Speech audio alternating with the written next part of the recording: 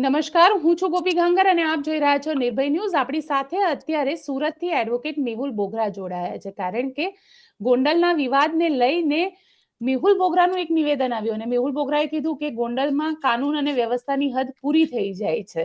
પણ મેહુલભાઈને પૂછી લઈએ, કેમ મેહુલભાઈ એવું લાગી રહ્યું છે કે ગોંડલમાં કાનૂન અને વ્યવસ્થાની હદ પૂરી થઈ જાય છે? ગોંડલમાં માત્ર કાનૂન વ્યવસ્થાની હદ પૂરી થાય છે એવું નથી ગોપીબેન. એની સાથે સાથે લોકશાહીની પણ હદ પૂરી થઈ જાય છે. અવારનવાર બેફામ ક્રાઇમ એ ગોંડલમાંથી જ થાય. આની પેલા ST SC જ્ઞાતિ જે બિચારા પછાત વર્ગના લોકો છે એમની સાથે દુર્વ્યવહાર કરવામાં આવ્યો. હમણાં રિસેન્ટલી એક પાટીદાર છોકરા સાથે દુર્વ્યવહાર કરવામાં આવ્યો. એક જાટ સમુદાયના વ્યક્તિનું મર્ડર થઈ ગયું, એને ગુનો સુદ્ધા નોંધવામાં આવતી નથી રાજકોટ પોલીસ દ્વારા. તો આ જે તમામ વસ્તુઓ હું જયારે જોઉં છું ત્યારે મને એવું લાગુ છે કે નહીં, ગોંડલમાં કોઈ કાયદો વ્યવસ્થા છે નહીં. પ્લસ જયારે હું આવા બેફામ ભાષણો સાંભળું છું અમુક લોકો દ્વારા, અમુક એક્સ MLA દ્વારા, કે ભાઈ આ સીટ છે એમાં તમે મારી સામે ઉભવાની ટ્રાય કરો છો, આ સીટ ઉપર કોઈ ઉભશે તમારો પરિવાર ઉભશે. એટલે આવા જયારે આપણે ભાષણો સાંભળીએ ત્યારે આપણને એવું થાય કે આ પેલા એક રાજાશાહી હતી કે ભાઈ એની પત્ની અને પછી એમનો કુંવર, એ બધા રાજા થાય. હાલ આપણે ડેમોક્રેસી એટલે કે લોકતંત્રમાં જીવી રહ્યા છીએ. હરેક વ્યક્તિને લોકતંત્રની અંદર પોતાનો અભિપ્રાય મૂકવાનો, સીટ ઉપર ઉભવાનો, લડવાનો, હારે જીતે પછીની મેટર છે. આ તમામ અધિકારો છે. ત્યારે કોઈ પણ વ્યક્તિ તમને તાહિત રીતે અથવા જાહેર મંચ ઉપર સીધી એવી ધમકી આપે કે તમારામાં તેવડ હોય તો ગોંડલ ઉપર ઉભીને બતાવો, અમે જોઈ લઈશું કે કેટલી વિશે શું થાય.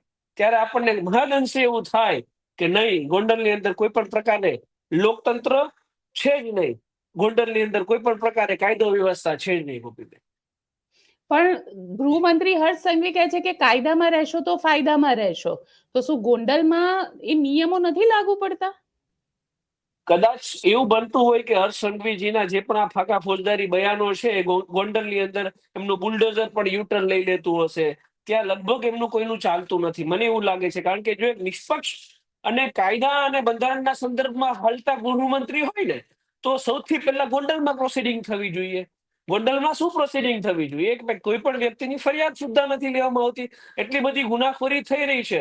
અને ઉપરથી આવા આપણે બયાનો સાંભળીએ છીએ કે ભાઈ અમારું ગોકળિયું ગોંડલ છે. એટલે ગોકળિયું ગોંડલ નથી, ત્યાં રાજા રાવણની લંકા સમાન ગોંડલ છે, ગુંડા તત્વોનું ગોંડલ છે.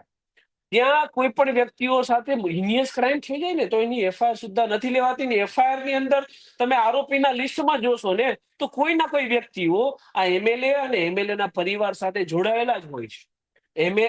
ગોંડલની અંદર આ પેટર્ન છે ગોપીભાઈ, કે કોઈ પણ પોલીસ હોય એ કોઈ પણ આરોપીને પકડે, જો એ તંત્રની સામે પડ્યો હોય તો એક રિમાન્ડ પોલીસ સ્ટેશનમાં થાય અને એક રિમાન્ડ એ આ MLA ના ફાર્મ હાઉસ ઉપર થાય.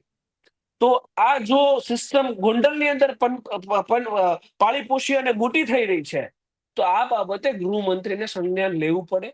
અને જો નથી લેતા તો કોઈ ના કોઈ જગ્યાએ એનો મતલબ એવો થાય છે કે ગૃહમંત્રી ખુદ પણ ગોંડલ બાબતે કોઈની કોઈ જગ્યાએ ભયભીત છે.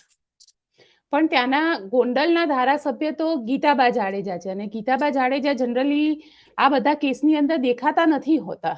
એ જયરાજસિંહ જાડેજા જે પૂર્વ ધારાસભ્ય છે અને એમનો દીકરો ગણેશ ગોંડલ, આ લોકો જ દેખાતા હોય છે. આપણે એક પેટર્ન હતી પેલા કે ભાઈ સરપંચ હોય ને મહિલા હોય પણ એના પતિ બધા વ્યવહાર કરતા હોય. સિમિલરલી પેટર્ન હવે તો વિધાનસભામાં લાગુ પડી ગઈ છે. ઠીક છે, ગીતાબા વિધાનસભામાં તો જાય છે, નહીં તો આપણા ભાઈ જયરાજભાઈ વિધાનસભામાં પણ બેસત. અત્યારે કોઈ પણ જાહેર સમાજની મિટિંગ જાય અથવા કોઈ પણ વસ્તુ થાય તો ત્યાં કોઈ MLA ના બેઠા હોય, એમાલીના પુત્ર બેઠા હોય, MLA ના પતિ બેઠા હોય અને એની ચાટુકારિતા કરવા વાળા થોડા ઘણા દલાલો બેઠા હોય જે બેફામ ભાષણો કરતા હોય.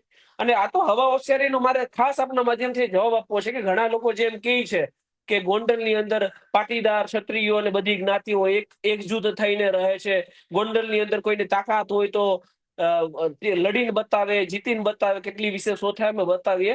તો અલા ભાઈ, તમને યાદ દેવરાય ચંદુભાઈ વઘાસિયાને, જે ગોંડલની સીટ ઉપર જ લડ્યા હતા અને 2 ટર્મના તમે ધારાસભ્ય રહી ગયા ને, તો તમને હરાવી અને એ વિધાનસભાની અંદર બેઠા હતા. એટલે એવો કોઈ ફાંકો ન રાખવો તે ગોંડલ અમારા બાપની જાગીર છે. જે ફાંકો હોય ને અને ચંદુભાઈ વગાસિયાને યાદ કરી લેવાના. અને જો તમે પાટીદાર કહેતા હોય અને જાતિ જ્ઞાતિની વાત કરતા હોય ને તો એટલા માટે કહું છું કે એક પાટીદારના દીકરાનું અને એના એક વિધાયકનું લોહી વહેડાવી ગોંડલમાં અને તમે સત્તા ઉપર આવ્યા છો અને એના તમે આજીવન કેદના અપરાધીની સામે બેસી અને એના ગુણગાન ગાઓ છો. એ કોઈ સારો વ્યક્તિ નથી. જો કાયદો વ્યવસ્થાની આપણે અહીંયા વાત કરીએ છીએ અને ઘણીવાર આપણે હાઈકમાન્ડમાંથી આવા ભાષણો સાંભળીએ છીએ દિલ્હીથી ને કે અમારી પાર્ટીની અંદર કોઈ ગુંડા તત્વોને સ્થાન નથી, કોઈ રીઢા ગુનેગારો છે એને સ્થાન નથી.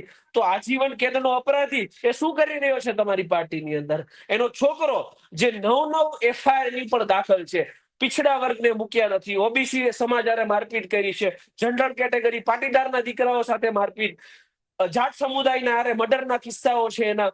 તો જે આવા ગુંડા અને લુખ્ખા તત્વો છે એને પાર્ટીની અંદર સાવરી અને તમે કયો દાખલો બેસાડવા માંગો છો? જો તમે હકીકતમાં લોકતંત્ર માટે કામ કરતા હોય તો જે આજીવનના કેદના અપરાધીઓ છે જેમના પુત્રો ઉપર 9 FIR છે એવા આ તત્વોને તમારે ક્યારેય પાર્ટીનું મેન્ડેટ આપવું ના જોઈએ, ક્યારેય પણ ઉમેદવાર તરીકે ઘોષિત ના કરવા જોઈએ અને એવા વ્યક્તિને તમારા પાર્ટીમાં ક્યારેય નેતા તરીકે પણ ના રાખવા જોઈએ. અને ઉપરથી તમે વાત કરી રહ્યા છો કે અમે બહુ સારી લોકશાહી ચલાવીએ છીએ, અમારી પાર્ટી બહુ ઈમાનદાર અને ચોખ્ખી છે. આવું કોઈ પણ સંજોગોમાં નથી. ગોંડલ એ ગુંડા રાજમાં ચાલે છે પણ તકલીફ એ છે કે ત્યાંની પ્રજા એટલી ભયભીત છે કે કેમ રાવણની લંકા સોનાની હતી, ત્યાંની પ્રજા એ રાવણના શાસનમાં અને ભયમાં જ જીવતી હતી. રાઈટ? તો ગોંડલની અંદર પણ હાલ એવી જ પરિસ્થિતિ છે કે લોકો છે એ ભયભીત છે, બોલવાનો અવાજ છે નહીં એટલે બોલી શકતા નથી. પણ જે દિવસે હર હર મહાદેવ કરીને કોઈ હનુમાન સ્વરૂપે નિર્ભય વ્યક્તિ આવ્યો ને ત્યારે આખી લંકા સળગાવીને ધ્વસ્ત કરીને રહેશે. ગોપીબેન એની હું ખાતરી આપું. પણ મેહુલભાઈ, અહીંયા તમે કહી રહ્યા છો કે ભારતીય જનતા પાર્ટી આવા લોકોને ન રાખવા જોઈએ, પણ અલ્પેશ ઢોલરિયા જે ભારતીય જનતા પાર્ટીના ત્યાંના રાજકોટ જિલ્લાના અધ્યક્ષ છે, એ તો એવું કહે છે કે 27માં ગણેશ ગોંડલ અમારો ધારાસભ્ય હશે. એ જ તો તકલીફ છે કે ભાઈ અલ્પેશભાઈ જાડેજાએ ખુદ જાહેર કરી દીધું કે અમારા આ ભાઈ ધારાસભ્ય હશે. અરે ચૂંટણી થવા દો, લોકોને ફોર્મ ભરવા દો, ઇલેક્શન થવા દો, વોટિંગ થવા દો. તમે કોણ છો જાહેર કરવા વાળા કે ધારાસભ્ય કોણ હશે? એટલે જ તો કહું છું કે લોકશાહીની હત્યા થાય છે. તમે એક પેલી બાબત એવી છે કે મંડળીની એક મળી ગઈ છે ગોંડલની અંદર એ ભાઈને, એટલે ચાટુકારિતા કરવાનો એક શોખ થઈ ગયો છે. અને તમે કોઈને પણ પિતાજી માનો, એ તમારો અંગત વિષય છે. તમે 1 પિતા કરો, 2 પિતા કરો કે 3 પિતા કરો, એ તમારો અંગત વિષય છે. એની યાર મને કોઈ લેવા દેવા નથી. પણ મારો વિષય અહીંયા એ છે કે તમે જે પાટીદાર સમાજ એવું બોલો છો ને તો ત્યારે તમારા મગજમાં એક ચંદુભાઈ વગાસિયા નામનો શબ્દ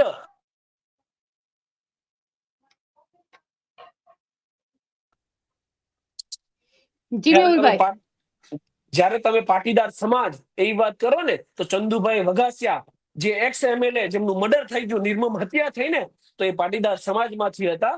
એમ તમારા મગજમાં હિટ થવું જોઈએ કે તમે કઈ જગ્યાએ તમારા પદ માટે તમને થોડા ઘણા રૂપિયા મળે છે એટલા માટે તમે ચાટુકારિતા કરી રહ્યા છો. મને કોઈ સબ્જેક્ટ જ નથી કોણ લડે, કોણ જીતે, કોણ ગોંડલમાં ઉભે. મારો મંતવ્ય માત્ર એટલો જ છે કે ગોંડલની અંદર કાયદો વ્યવસ્થા રહેવી જોઈએ અને આ લોકતંત્ર છે, આ રાજાશાહી નથી. એટલે કોઈને એવો ફાંકો ન રાખવો કે અમે ગોંડલની અંદર કોઈને ઉભવા નહીં દઈએ, કોઈને લડવા નહીં દઈએ, કોઈને જીતવા નહીં દઈએ. એટલે તમામ વસ્તુ શક્ય છે. પણ સવાલ હવે, કારણ કે વાત કરી લઉં રાજકુમાર જાટની હત્યાની, કારણ કે આપ પોતે વકીલ છો અને જે રીતનો PM રિપોર્ટ આવ્યો છે એ PM રિપોર્ટને જોતા શું લાગી રહ્યું છે આપને? એ લાગે છે કે એક અકસ્માત છે? PM રિપોર્ટમાં ડોક્ટર ખુદ એવું કહે છે કે આમને લાકડીથી ઈજા પહોંચાડવામાં આવી છે. એમના ગુદા માર્ગની અંદર 5-5, 7-7 ઇંચના ખરડાઓ એટલે કોઈ બથડ પદાર્થો ઘુસાડવામાં આવ્યા છે. જો આવી નિર્મમ હત્યા કોઈ વ્યક્તિની થઈ હોય તો ગોપીબેન તમે અને હું એ ક્યારેય પીડા ના સમજી શકીએ કે એનો બાપ કેટલી પીડા મહેસૂસ કરી શકતો હશે કે એને ન્યાયના પહેલો અક્ષર ક ખ ગ માં પહેલો ક આવે તો ન્યાયમાં પેલી FIR આવે. એ FIR પણ દાખલ નથી થઈ હજી. તો એ કેટલી પીડા અનુભવતા હશે કે આ કયા તંત્રમાં અને કઈ લોકશાહીમાં અને કઈ કાયદો વ્યવસ્થામાં આપણે જીવી રહ્યા છીએ જે કોઈ પણ વ્યક્તિ એને ન્યાય ના મળે. જ્યારે આરોપી છે એ કોઈ MLA ને લાગતો વળગતો સગો સંબંધી છે, MLA નો પુત્ર છે, તો શું MLA હોય કે MLA નો પુત્ર હોય તો એને કોઈ પણ ક્રાઇમ કરવાની સ્વતંત્રતા મળી જાય છે? એમએલએ નો પુત્ર હોય એટલે એને કોઈને મર્ડર કરવાની સ્વતંત્રતા મળી જાય છે? એમએલએ નો પુત્ર હોય એટલે એને કોઈ પણ અનુસૂચિત જાતિ જનજાતિના લોકોને ટોર્ચર કરવાનો અધિકાર મળે છે? એમએલએ નો પુત્ર હોય એટલે કોઈ પણ જનરલ સમુદાયના વ્યક્તિઓ હોય એને મારવાનો અધિકાર મળે છે? ક્યારેય ના મળે. એમએલએ હોય, એમએલએ નો પુત્ર હોય કે કોઈ પણ હોય, આ દેશની અંદર કાયદો વ્યવસ્થા છે અને લોકતંત્ર છે, અને જો કાયદો વ્યવસ્થા છે તો એમને ન્યાય મેળવવો ને એમનો અધિકાર છે. અને ન્યાય મેળવવા માટે પ્રથમ પગથિયું છે એફઆઈઆર. રાજકોટ પોલીસે પોતાની પ્રાથમિક ડ્યુટી સમજી અને વ્યક્તિની એફઆઈઆર નોંધવી જોઈએ. જો એ ના નોંધવામાં આવે ને તો આજે નહીં તો કાલે એક જાટ છે રાજસ્થાનના છે, કાલે ગુજરાતના હશે ને ગોંડલના હશે. આ દિવસો દૂર નથી કે તમારે જે ચાટીપારીતા અત્યારે કરી રહ્યા છો ને તો કાલે તમે ભોગ બનશો, સમાજ પાસે ભીખ માંગવા આવશો કે મારી હારે આ અન્યાય થયો છે, મારી બેન દીકરી હારે આ ખાડું કામ થયું છે અને ગોંડલમાં મારી ફરિયાદ નથી લેવાતી. આ દિવસો પણ દૂર નથી ગોપીબેન. પણ પોલીસ, કારણ કે સવાલ અહીંયા એ આવે છે કે તમને એવું લાગી રહ્યું છે કે પોલીસ ક્યાંક ને ક્યાંક પહેલા દિવસથી આખા કેસને મિસલીડ કરી રહી છે? કઈ રીતના રતનલાલ જાટ આરોપ લગાવે છે એ તો ક્યાંક એ પ્રકારની વાત જ કરી રહ્યા છે કે પોલીસ શરૂઆતથી જ મિસલીડ કરી રહી છે કેસની અંદર. પોલીસને ખબર છે કે હત્યારા કોણ છે. પોલીસે પહેલા તો એડી દાખલ કરી, એટલે અકસ્માતિક રિપોર્ટ કરી દીધો કે ભાઈ આ કોઈ મૃત્યુ નથી, આ તો અકસ્માતિક મૃત્યુ છે. ત્યારબાદ રિપોર્ટ આવ્યો, પીએમ રિપોર્ટ આવ્યો, એમાં ખુલાસો થયો કે માર માર્યો છે. તો મૂર્ખ પોલીસ, રાજકોટની મૂર્ખ પોલીસ એનસી દાખલ કરે છે. કોઈ વ્યક્તિનું ઈજા થવાથી મૃત્યુ થાય તો એનસી દાખલ થાય. એનસી એટલે સામાન્ય ગાળી ગલોચ, ધાક ધમકી અને ધક્કામુક્કી, એમાં એનસી દાખલ થાય, રાઈટ? તો આ કેસની અંદર રાજકોટ પોલીસ એનસી દાખલ કરે છે અને મૂર્ખતાનું એક મોટું સ્વરૂપ દર્શાવે છે કે અમે કયા હદ સુધી એમએલએના પુત્રની ચાટુકારિતા કરીએ છીએ, અમે કેટલા ભયભીત છીએ, અમને કેટલી નોકરીનો ખતરો લાગે છે, એ બતાવવા માટે, અથવા કાં તો હપ્તા વસૂલીમાં ભાગીદારી હોય એટલા માટે, પાર્ટનરશિપ હોય એટલે કાર્યવાહી ના કરાય. તો એટલા માટે એનસી દાખલ કરી અને એફઆઈઆર લેવામાં આવતી નથી. આજ દિન સુધી એફઆઈઆર નથી લેવાની. મને જ્યાં સુધી માહિતી મળી છે, રાજકુમાર જાટના પિતાજી ગુજરાત હાઈકોર્ટમાં પિટિશન દાખલ કરવાના છે. ન્યાયતંત્ર પાસેથી ન્યાય મળશે એવી અપેક્ષા છે. પણ ફરીવાર મને દુઃખનો વિષય એ લાગે છે ગોપીબેન કે ચાલો હાઈકોર્ટના જજ એફઆઈઆર નોંધવા માટે ઓર્ડર કરી દેશે, પછી આ ચાટુકારિતા કરવા વાળા પોલીસ વાળા એફઆઈઆર દાખલ કરી દેશે, પણ પછી તપાસ તો આ પોલીસ વાળા જ કરવાના છે ને, સમજાય છે? કારણ કે એ તો કહી રહ્યા છે કે સીબીઆઈ ઇન્વેસ્ટિગેશન થવું જોઈએ, આખા મામલાનું સીબીઆઈ ઇન્વેસ્ટિગેશન થવું જોઈએ, તો જ અમને ન્યાય મળશે. ચાલો સીબીઆઈ ઇન્વેસ્ટિગેશન, તો સીબીઆઈ કોનાથી ચાલે? એ તો પ્રશાસનથી જ ચાલે છે ને. તો તકલીફ અહીંયા એ જ પડે છે કે જે લોકો સિસ્ટમમાં બેઠેલા છે એ ચાહે મર્ડર કરશે ને સામાન્ય વ્યક્તિના, તો ન્યાય મેળવવા માટે એને દૂર દૂર સુધી ભટકવું પડશે, લડવું પડશે, અને પછી ચાહે તો ન્યાય મળશે. પણ ન્યાયતંત્ર પર મને ભરોસો એટલા માટે છે કે લોઅર કોર્ટે રાજકોટમાંથી આ ભાઈ જાડેજા છે ને, જયરાજસિંહભાઈ જાડેજા, એમને એક્વિટલ આપ્યું હતું. એમ છતાંય ગુજરાત હાઈકોર્ટે એ સાબિત કરી બતાવ્યું કે નહીં, આ દોષી છે અને આજની આજીવન કેદ થવી જોઈએ. એટલે હું ન્યાયતંત્ર ઉપર ભરોસો રાખું છું કે કોઈના કોઈ જગ્યાએ ન્યાય માટે કોઈ વ્યક્તિ જોઈ શકે તો નામદાર કોર્ટ સમક્ષ અને એની સામે નજર રાખીને બેસી શકે. તો લોઅર લેવલે ઇન્વેસ્ટિગેશન થાય નો થાય એમાં લૂપહોલ્સ પણ રાખવામાં આવશે, પરંતુ ન્યાય ચોક્કસથી મળશે. પણ ન્યાય લેવા માટેનું પેલું પગથિયું ચડવું એ અત્યંત અનિવાર્ય છે ને, એ છે એફઆઈઆર.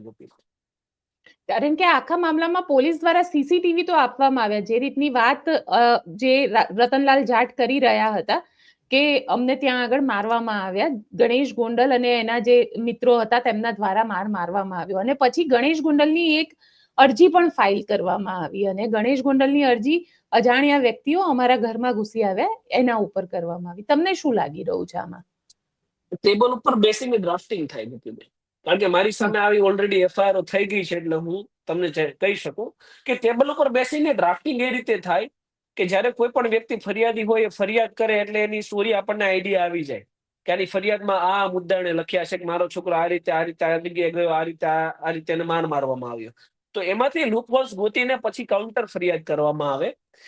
કાઉન્ટર ફરિયાદ એવી કરવામાં આવે કે આથી આ સમયગાળા દરમિયાન મારા ઘરે કોઈ ઘૂસ્યા, આ કર્યું, તે કર્યું. તો આ જે આખી વસ્તુ છે એ ફેબ્રિકેટેડ છે. જે પોલીસ કર્મચારીઓ અને આ કથિત એમએલએ, કથિત એટલા માટે કહું છું કે એ પોતાના એમએલએ તરીકેનો પાવર એમનો કોઈ બીજો જ ઉપયોગ કરે છે. એમએલએ ના પુત્ર એ બધા એક મિટિંગ કરે અને એમાંથી આમાં કઈ રીતે છટકી શકાય એનું એક આયોજન થાય, પૂર્વ આયોજનના ભાગરૂપે પછી એનસી દાખલ થાય ને એમાં કાઉન્ટર ફરિયાદ થાય. હવે જ્યારે પણ એફઆઈઆર થશે ત્યારે પણ આમાં એવિડન્સ કઈ રીતે ડિસ્ટ્રોય કરવા એ વિચારવામાં આવશે. અને સીસીટીવી જો મૂક્યા છે તો આખા સીસીટીવી બંગલાના મૂકો ને. તમે નિર્દોષ છો સાબિત થઈ જશે. ગુજરાતની જનતાને ક્યાં ડિબેટ જ કરવી પડશે. તમે સાચા છો તો આખા સીસીટીવી મૂકી દો એ દિવસના. 24 કલાકના સીસીટીવી જનતા બેઠા બેઠા નિરાતે જોઈ લેશે. કટકા કટકા શું કરવા મૂકો છો? સમજે છે? તો કટકા કટકા એટલા માટે મૂકવામાં આવે છે કે જે પોતાના તરફેણનું છે એ મૂકી દો, અને જેમાં આપણે બ્રુટાલિટી આચરી છે એ મૂકવાનું થતું નથી. પણ અહીંયા સવાલ એ બી ઉભો થાય છે ને કે પોલીસ એક બસ લઈ આવે છે, પોલીસ એના ડ્રાઈવરને પણ અરેસ્ટ કરે છે અને એમ કહે છે કે આ એક્સિડન્ટ થયો છે. ડ્રાઈવર પાછો કબૂલાત પણ કરી રહ્યો છે કે આ એક્સિડન્ટ થયો છે. એટલે બસ અહીંયા સિસ્ટમમાં એ જ સમજવાનું છે કે જો તમારી પાસે સિસ્ટમનો પાવર છે, જો તમારી પાસે રૂપિયા છે, તો તમે એક મર્ડરને સારી રીતે વેલ એસ્ટાબ્લિશ એક્સિડન્ટમાં કન્વર્ટ કરી શકો. અને આ ઠીક છે, આ એક કિસ્સો નહીં, ગુજરાતની અંદર 100 મર્ડરની અંદર કમસે કમ 20 થી 25 જેમાં રૂપિયાવાળા છે સામે, એવા મર્ડરોની અંદર એડી નોંધવામાં આવે છે. હું ડંકાની ચોટ ઉપર કહું છું.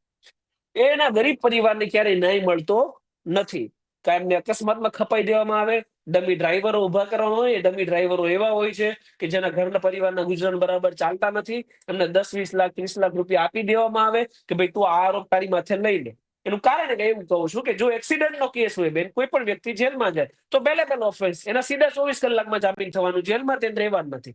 એ કેસ કદાચ ટ્રાયલ થાય અને ગુનો સાબિત પણ થઈ જાય, તમે મેક્સિમમ 3 વર્ષની સજાની જોગવાઈ છે, એમાં પ્રોબેશનનો એ લાભ લઈ લેશે તો કાં તો કોર્ટ ઠપકો આપીને છોડી દેશે, કાં 10,000 રૂપિયા દંડ આપીને છોડી દેશે, કાં 1 મહિનાની સજા કરશે.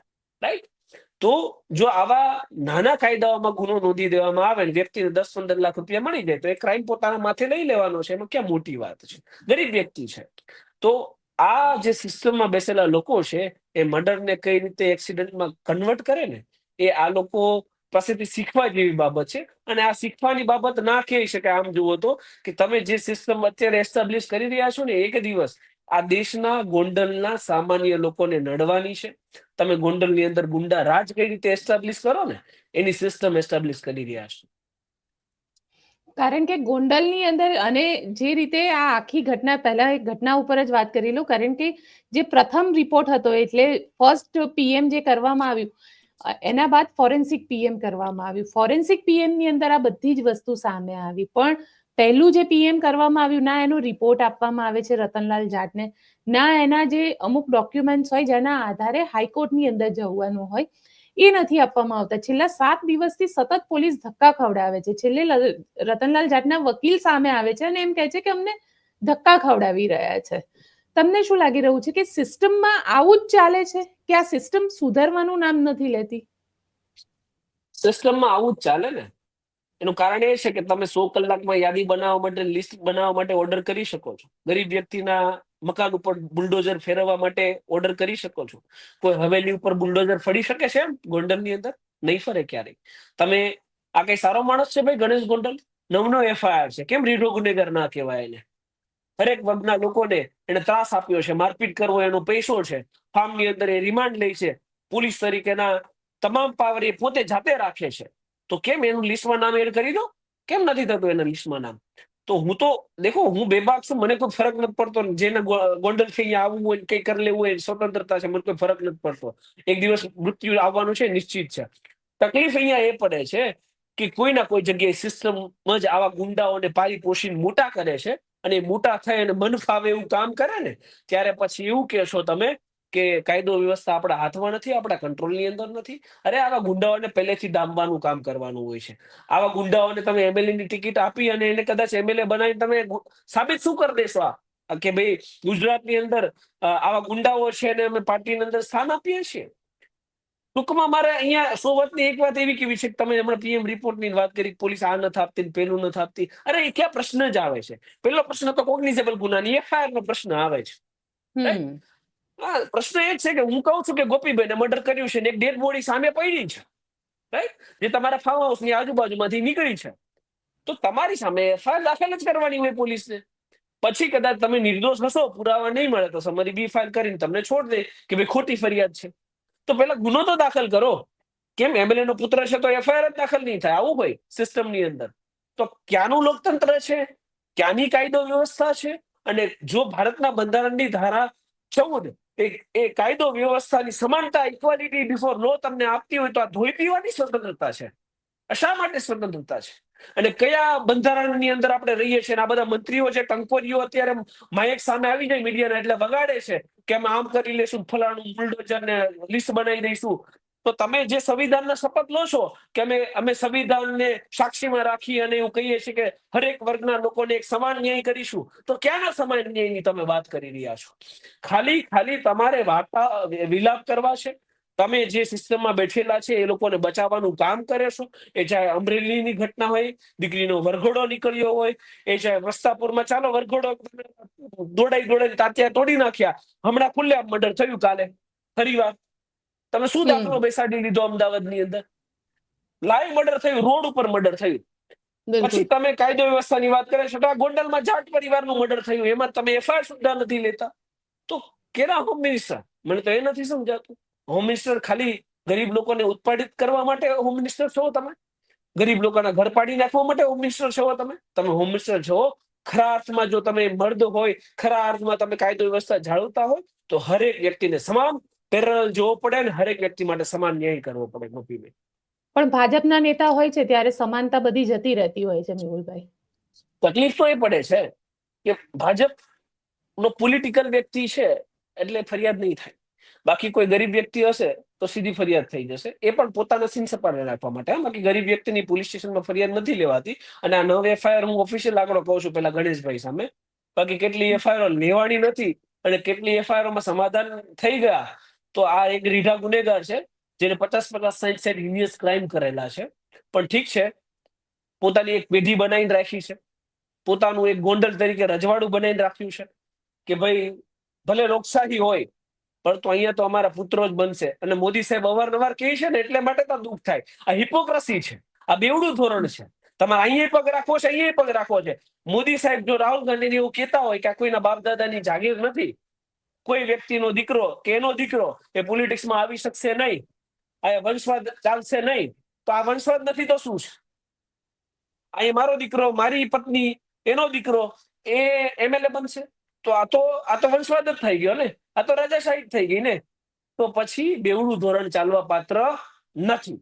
જો તમે હકીકતમાં એવું કહો છો કે અમારે અહીંયા પેઢી દર પેઢી કઈ ચાલશે નહીં, તો આવતા વર્ષે આવનારી ચૂંટણીમાં 2027માં વિધાનસભાની ચૂંટણી આવે ત્યારે જાડેજા ફેમિલીમાંથી કોઈને ટિકિટ ના મળે તો હું એવું માનું કે ભારતીય જનતા અને હાઈકમાન્ડ જે મોટી મોટી વાતો કરે કે અમે કોઈ પેઢી દર પેઢી ચાલતા નથી, એ તમે વાસ્તવિક વાત કરી રહ્યા છો.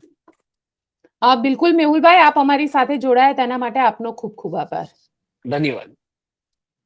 તો આપ શું વિચારો છો? આપ મેહુલ બોગરાની આ વાત સાથે સહમત છો? તો મને કોમેન્ટ બોક્સમાં ચોક્કસથી લખીને જણાવજો અને અમારી ચેનલ નિર્ભય ન્યૂઝને લાઇક, શેર અને સબસ્ક્રાઇબ કરવાનું ભૂલશો નહીં. આભાર.